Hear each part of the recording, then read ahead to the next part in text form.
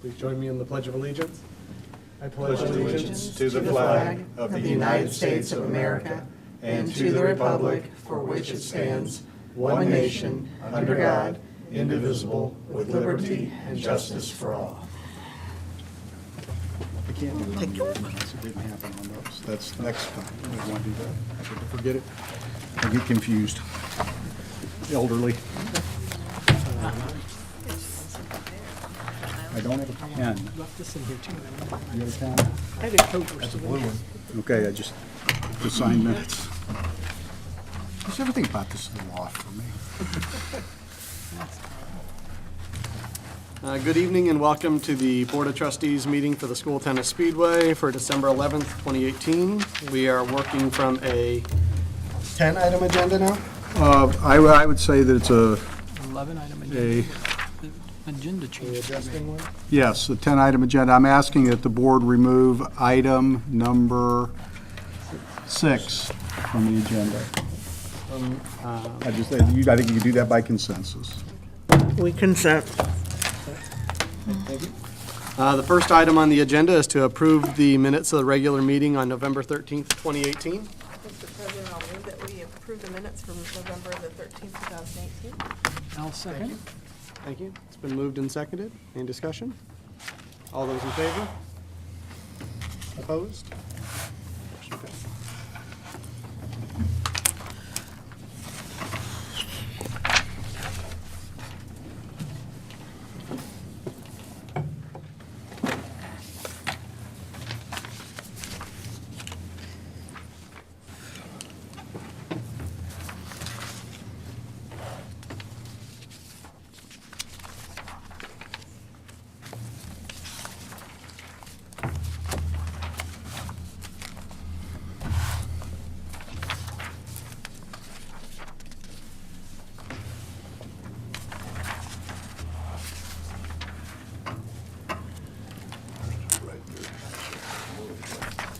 Laura's getting better handwriting.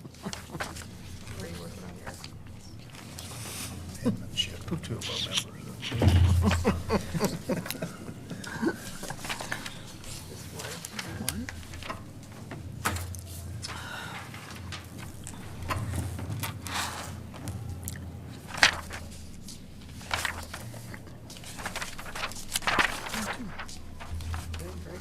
Item number 2, review State Board of Accounts final report for the 2015-2017 audit.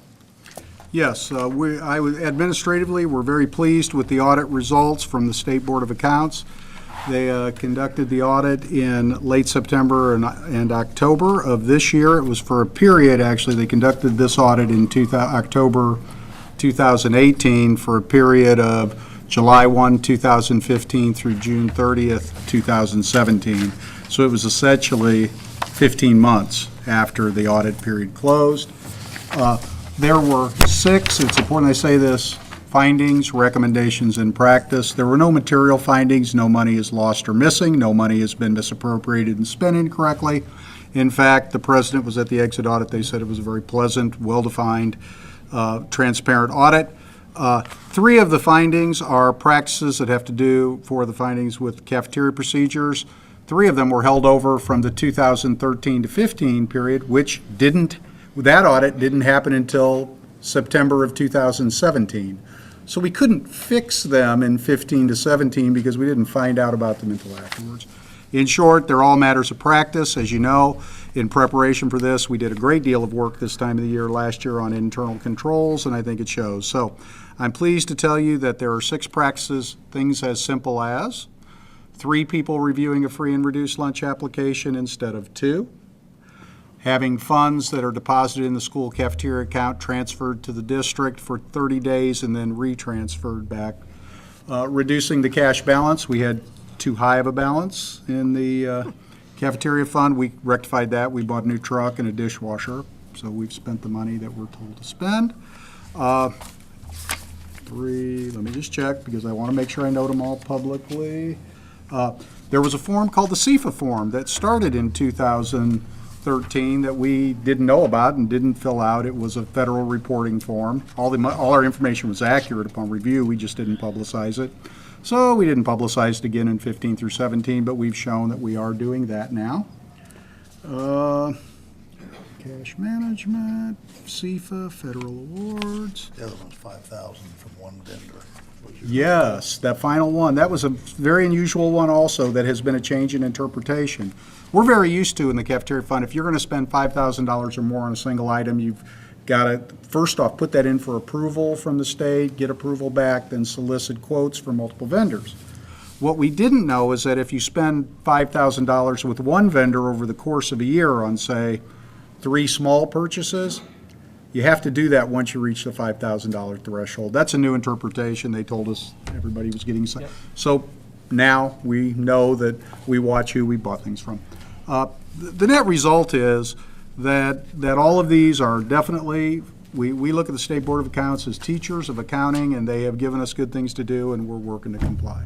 If there are any questions, we welcome it. You've had the opportunity to look at this. This is also a public document, so much so that it's on the website, or on their website. They're at the state single audit findings, and we've had no comment from anyone other than, my encouragement to our staff is, frankly, keep up the good work. And to show how organized the staff was, the State Board of Accounts had budgeted, I believe it was 45 days for it, and completed it significantly quicker because of that level of organization that we provide. That really goes to Nancy Johnson, the treasurer. You may laugh when I say I'll take you back to the dungeon where the records are, but there are boxes and boxes labeled, and when they say we want payroll records from May of 2016, here they are. So, Thank you. Item number 3, approve transfer of budget appropriation. this is a routine request. We ask that you authorize the treasurer to transfer budget appropriations inside larger funds so that if we cannot close any account with a negative balance in the state of Indiana. It's illegal. So what we have to do is we budget and we think we're going to spend $10,000 on professional development. If it turns out we spent $11,000, then we need to transfer $1,000 from another similar account like supplies. Common practice. What Nancy will, and unless you all want to have a meeting on the 31st of December at the end of the day, you authorize her to make those transfers with the understanding the record of those transfers will come to you. And there'll be 30 or 40 of those in small areas. But it's routine, it's what we do.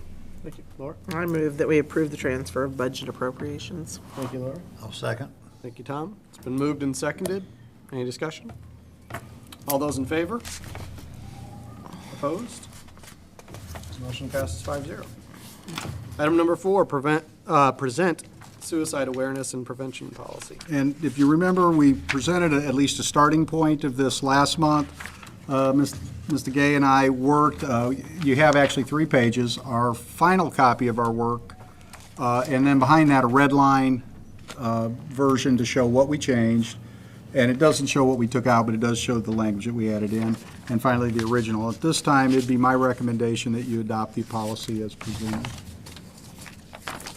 Laura? I move that we adopt the suicide awareness and prevention policy as presented. Thank you, Laura. Thank you, Devin. It's been moved and seconded. Any discussion? All those in favor? Opposed? Motion passes 5-0. Item number 6, appoint Board of Finance and schedule a meeting for the Board of Finance. Okay, How about 5? how about 5? Just Oh, go- I'm sorry. Yeah, My we goodness. crossed. Cross one off, sorry.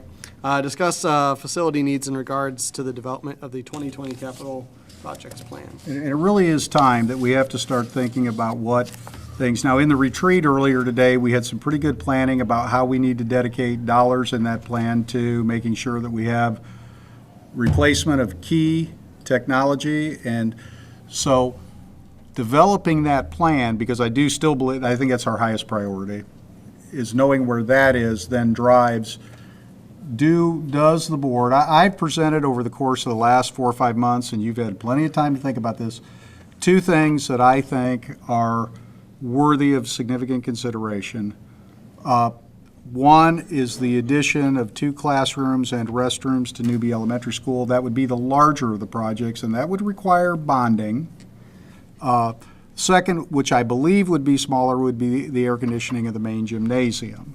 Good questions. I can only be candid. At Newbie, the addition of a second set of restrooms to a school that's now climbed over 200 students is almost mandatory. The 2 additional classrooms, but I can't, I missed enrollment this year by 50 kids. And the worst part of that is that we didn't miss it at Newbie by 50. It grew. And so consequently, where we probably have some spare classrooms right now, a little bit in the high school and the junior high, but none of our elementaries. Newbie is operating without a single extra space. They don't have a computer lab that would be a common space. They don't have a common room where they can have music or art special classes. Their teacher workroom is now a classroom, and it's worthy of consideration. But anything like this has a cost to it. And we don't have anything more than an educated, we think we have a little more of an idea of what we think engineering air conditioning at the gym will cost, somewhere $400,000 or less. We don't have an estimate on Newbie. It's just a wild guess on my part of $1.5 million. But to even move forward and get a better picture of both of those things, we would need to hire an engineering firm. We don't need an architect to air condition the gym. We need an engineer to air condition the gym. But we would need to retain an architect to look at Newbie, make preliminary plans, and give us an estimate, and then eventually make plans. I can't ask you to make a decision on either one of those without firm numbers. So essentially, what I'm recommending this evening is that you approve the retention of an engineer to come up with a firm plan for air conditioning the gym, something we can put out for quote bids, not quotes, and that we administratively begin to interview architects so that we might bring a presentation to you in January or February of architects that we think, but we really would want board input. And I'll tell you why. In Speedway, we're not Brownsburg that may have at any given time $50 million, $100 million of construction under roof. They are a big fish for an architect. We are a very small account. The way an architect is best able to work with us is to know that there may be small projects along the way and have a relationship so that, because we did have that relationship with an architectural firm called Ratio for a long time, but they've moved on to Hoosier Domes. We're just not that big. But if you can have an architect who can sit and come and talk to you as board members and understand that you say, well, we want our high-quality classrooms, but we don't want extravagant classrooms. That we want high-quality roofing and air conditioning, but we don't need, that's the kind of relationship so that they understand what they try to draw and build for you. It was, where's the safety need? That's kind of why we turned the corner at Wheeler and made that so we didn't have the one hallway. So, having said that, if after your discussion, if you're inclined, what I'd be recommending is you authorize us to retain an engineer to look at the high school and to solicit proposals from architects to do work for us. Or we're not ready to even get to that point, and that's fine. Now, before let me also give you a little good information. One of the ways we've prepared for building in the past is with a rainy day fund. That rainy day fund now sits with nearly $500,000 in it, and I believe we will grow it to over $600,000. Right after the first of the year, we will make a transfer into it. That's a pretty good starting point, or it's also a pretty good thing to have when you decide to buy 900 Chromebooks in 1 year. I mean, I'm not advocating spending all of it, but it is something that could be a down payment in some way. The other thing is that we have done some research about if we wanted to sell a bond, and because of our absolutely perfect debt structure, Kyle, what amount could we bond? Could this board choose to bond now with strictly on their say-so? Yeah, the lesser of two, which is 1% of our assessed value, our gross assessed value, or $5 million, which would be $5 million. And our 1% of our gross assessed 6. value would be about 6 million.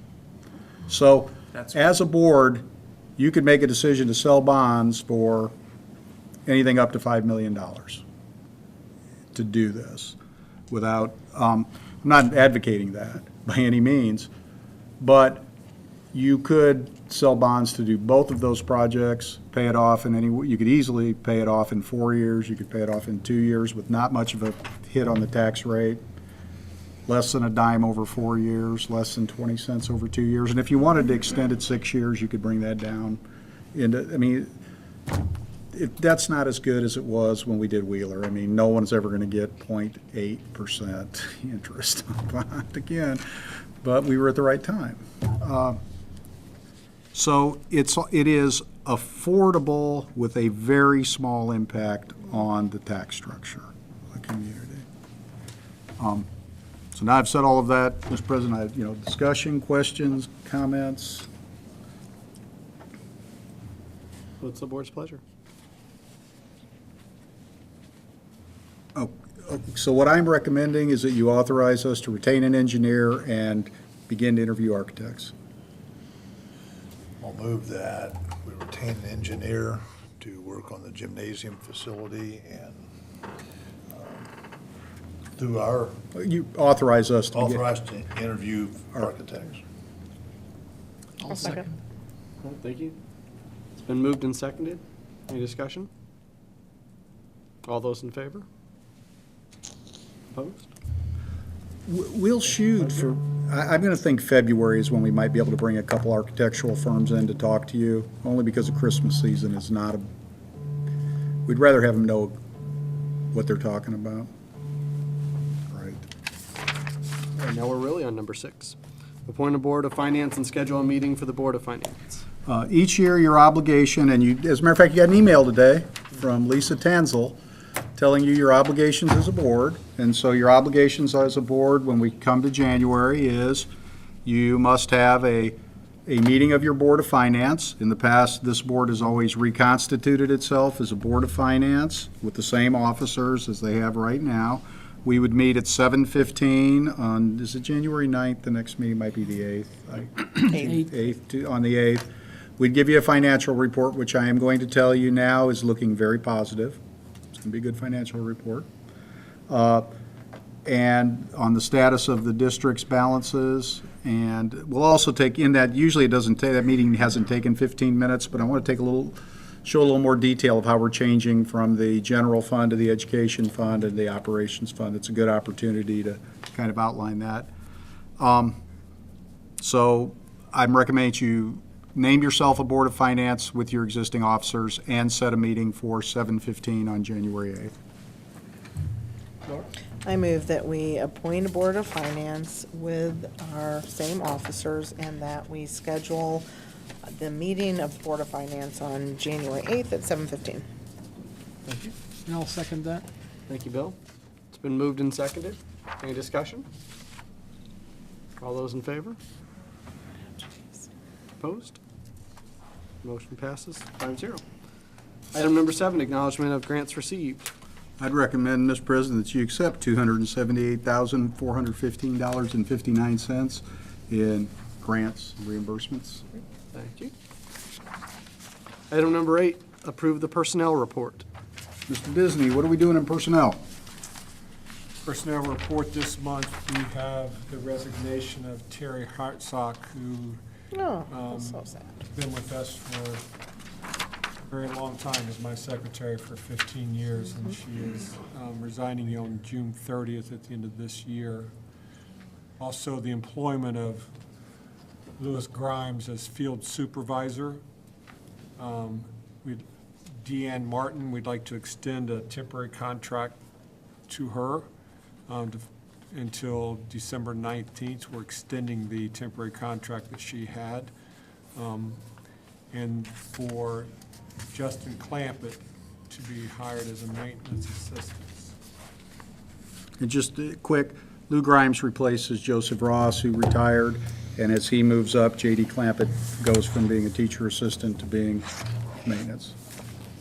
And I would ask that you approve the personnel report as Very good. I'll make a motion to approve the personnel reports. Thank you, Debbie. I'll second. Thank you, Tom. It's been moved and seconded. Any discussion? All those in favor? Opposed? Motion passes 5-0. Recognition of visitors and other business. No business. We will approve claims.